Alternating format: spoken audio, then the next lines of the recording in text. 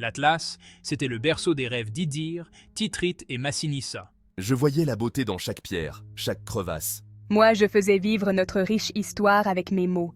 Et moi, je tissais la magie avec des mélodies inspirées par le vent qui sifflait à travers les cimes. Leur village, perché haut dans les montagnes, était une tapisserie de tradition et de résilience. Cette nuit-là, un rêve commun a pris racine.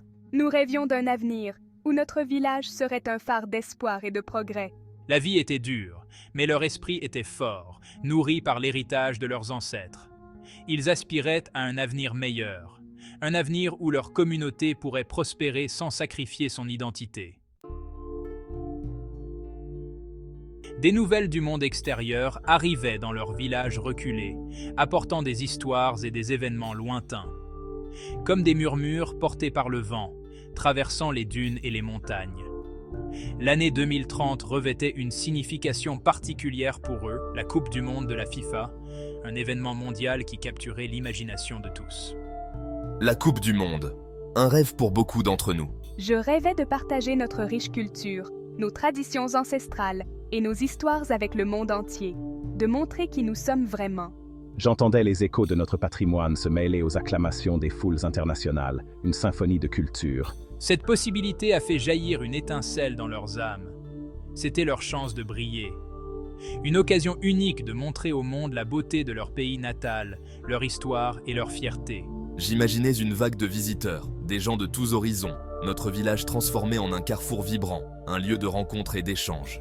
Mais comment 3 jeunes âmes pourraient-elles faire la différence ? Comment pourrait-elle se faire entendre face à un événement d'une telle ampleur, un événement qui attire l'attention du monde entier? L'enthousiasme a rapidement cédé la place à l'incertitude. Les anciens du village ont accueilli la nouvelle avec scepticisme et résistance. Le monde n'a pas sa place ici. Nos coutumes nous appartiennent. Les craintes se sont répandues dans le village. Leur tradition serait-elle balayée par la modernité ? Le village s'est retrouvé divisé. La tradition d'un côté, le progrès de l'autre. Pris au milieu se trouvaient Idir, Titrite et Massinissa, leurs rêves en suspens. Au milieu du malaise, Hicham, un ancien respecté, est apparu comme une lueur d'espoir. Nos traditions sont des fils vivants qui nous relient à nos ancêtres et nous guident vers l'avenir. Il ne faut pas craindre le progrès, mais l'embrasser, tout en restant fidèle à qui nous sommes. Les paroles d'Hicham ont ravivé l'espoir. Il a parlé de développement durable et de partage de leur culture sans la dénaturer. Il a insisté sur la préservation de leur patrimoine architectural, de leur musique et de leur artisanat. Il a fait naître la vision d'un avenir où tradition et progrès pourraient coexister. Inspirés par les conseils d'Hicham, nous avons pris l'initiative de jeter des ponts. Nous avons organisé des réunions villageoises, notre enthousiasme tempéré par le respect des préoccupations de nos aînés. Mon art est devenu un pont, représentant un avenir où notre village conserverait son charme tout en accueillant le monde. J'ai tissé des histoires qui célébraient notre patrimoine tout en soulignant les opportunités qui s'offraient à nous. Ma musique portait un message d'unité et d'espoir. Lentement, la résistance a cédé la place à un optimisme prudent. Les anciens, touchés par le dévouement du trio, ont commencé à entrevoir le potentiel d'un changement positif. Le village, niché au milieu des majestueux sommets de l'Atlas, possédait une beauté intemporelle. Les montagnes, avec leurs pics enneigés et leurs vallées verdoyantes, formaient un cadre spectaculaire pour ce havre de paix. Chaque matin, les premiers rayons du soleil illuminaient les toits en terre cuite, créant une scène digne d'une peinture. Des ruelles étroites et sinueuses résonnaient des rires d'enfants et du cliquetis rythmé du marteau d'un forgeron. Les enfants couraient librement, jouant à des jeux anciens, transmis de génération en génération. Le forgeron, avec ses mains habiles, façonnait des outils et des ornements, perpétuant un savoir-faire ancestral. J'ai proposé d'utiliser des techniques de construction traditionnelles pour créer des hébergements écologiques pour les visiteurs. Ces maisons, construites avec des matériaux locaux comme la pierre et l'argile, seraient non seulement durables, mais aussi en harmonie avec l'environnement. Les visiteurs pourraient ainsi vivre une expérience authentique tout en respectant la nature. J'ai suggéré de créer un centre culturel où les visiteurs pourraient s'immerger dans la richesse de notre histoire et de nos traditions. Ce centre abriterait des artefacts anciens, des expositions interactives et des ateliers où les visiteurs pourraient apprendre des techniques artisanales. Ils pourraient également écouter des récits fascinants sur notre passé. Je rêvais d'un amphithéâtre à ciel ouvert creusé à flanc de montagne, une scène pour notre musique et nos danses traditionnelles. Imaginez des soirées étoilées où les sons des instruments berbères résonneraient dans l'air pur des montagnes et où les danses racontant des histoires anciennes captiveraient les spectateurs. Le cœur de leur village battrait au rythme de leur héritage. Chaque pierre, chaque ruelle, chaque maison racontait une histoire, celle d'un peuple fier de ses racines. Les anciens, vêtus de leurs habits traditionnels, partagèrent des contes et des légendes, transmettant leur sagesse aux plus jeunes. Les visiteurs pourraient découvrir leurs techniques de tissage uniques, goûter à leur cuisine savoureuse et écouter des histoires transmises de génération en génération. Les femmes, avec une dextérité incroyable, tissaient des tapis colorés aux motifs complexes. Le marché offrait une explosion de saveurs, avec des plats préparés selon des recettes ancestrales. Et les conteurs, entourés d'enfants émerveillés, faisaient revivre des épopées et des mythes anciens.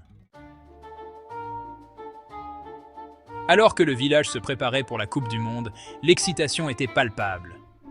La transformation était en cours. Ma vision commençait à prendre forme.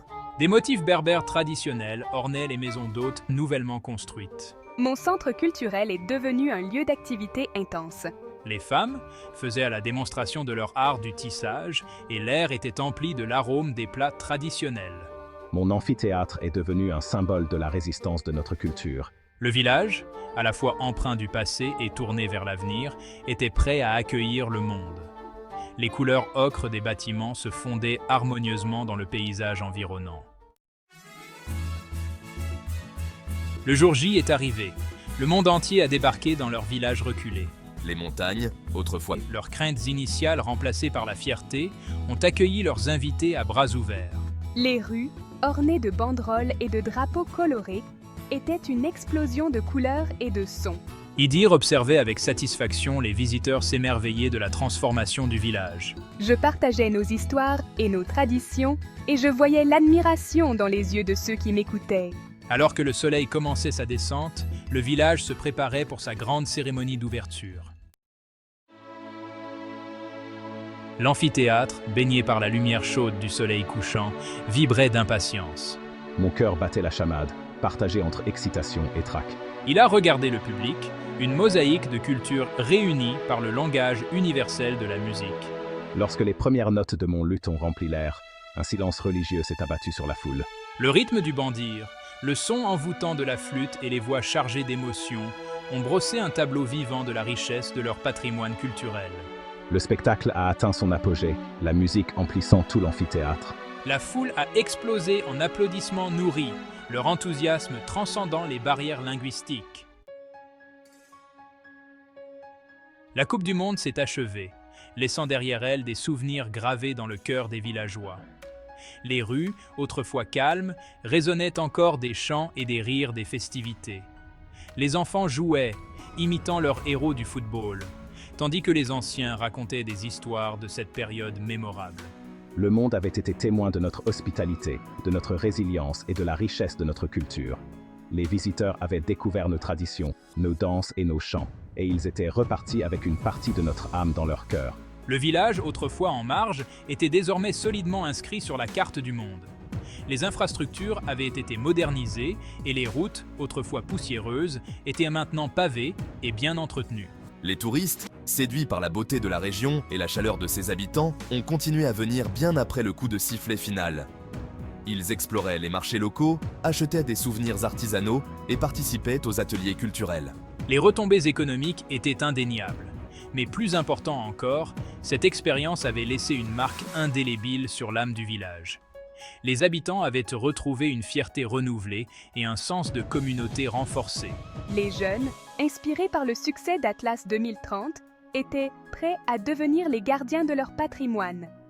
Ils s'engageaient dans des projets communautaires, apprenaient les anciennes traditions et les adaptait à la modernité. L'école d'art d'Idir a prospéré, formant une nouvelle génération d'artistes. Les œuvres créées étaient un mélange harmonieux de tradition et d'innovation, reflétant l'esprit du village et son avenir prometteur. Le soleil s'est levé sur l'Atlas, baignant le village d'une lumière dorée. Nous étions debout, au sommet d'une colline, contemplant notre village bien-aimé, nos visages marqués par la sagesse acquise au cours de notre voyage. Nous avions osé rêver, et ce faisant, nous avions déclenché une transformation qui avait touché la vie de toute notre communauté. Nous avions jeté un pont entre les générations, en honorant notre passé tout en embrassant l'avenir. Ils avaient montré au monde la beauté de leur culture, la chaleur de leur hospitalité et la résilience de leur esprit. L'héritage d'Atlas 2030 continuerait d'inspirer les générations futures, un témoignage de la puissance des rêves et de la préservation culturelle.